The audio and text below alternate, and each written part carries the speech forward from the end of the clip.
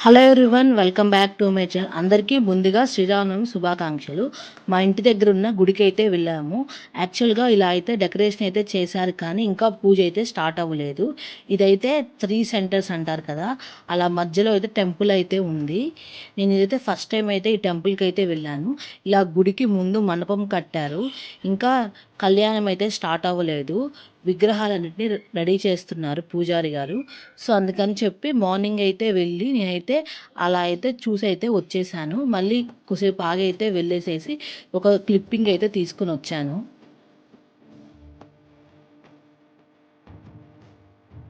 ఇదిగోండి, ఇక్కడ విగ్రహాలను రెడీ చేస్తున్నారు చూడండి. అందరూ కూర్చొని విగ్రహాలకి చీర కడుతున్నారు అండ్ ఇలా బొట్లు అయితే పెడుతున్నారు. అటు పక్కనే అటు గ్రిల్స్ అటువైపు అటు సైడ్ అయితే ఆంజనేయ స్వామి టెంపుల్ అయితే ఉంది. ఇది కూడా చూడండి, చాలా చక్కగా రెడీ చేస్తున్నారు కదా ఇక్కడ వీళ్ళు.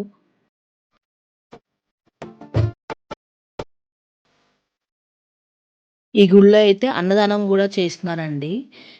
అక్కడైతే ఫుడ్ అయితే ప్రిపేర్ చేస్తున్నారు బయట.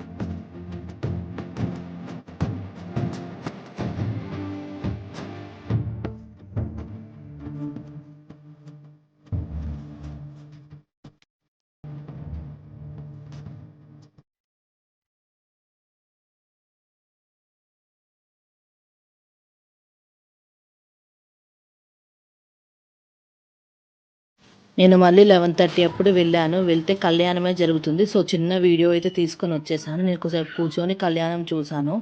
ఇక్కడ పీటల మీద కూర్చున్న వాళ్ళు కళ్యాణం చేస్తున్నారు. నాకు హైదరాబాద్లో ఫస్ట్ టైం ఇలా కళ్యాణం చూడటం. మా ఊర్లో అయితే ఆంజనేయ స్వామి గుడిలో బాగా చేసేవారు.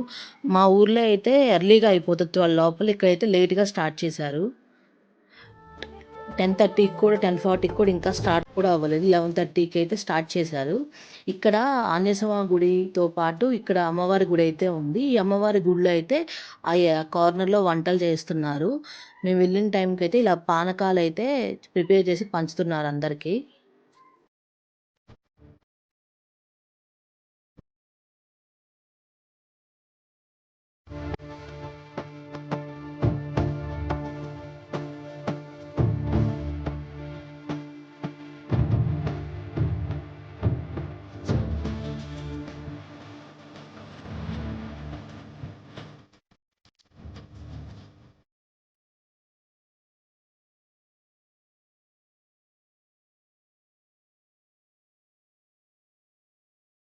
మేము కూడా మా ఇంట్లో పూజ అయితే చేసుకున్నాం. మార్నింగ్ ఇంట్లో పూజ అయితే చేసేసుకొని గుడికి అయితే వెళ్ళాము. నేనైతే దేవుడికి ప్రసాదంగా పానకము అండ్ వడపప్పు అయితే ప్రిపేర్ చేశాను. మీరు ఎలా పండుగ జరుపుకున్నారు? అందరూ బాగా జరుపుకోవాలని మనస్ఫూర్తిగా కోరుకుంటున్నాను. వీడియో నచ్చితే లైక్ చేయండి, సబ్స్క్రైబ్ చేసుకోండి. Thank you for watching.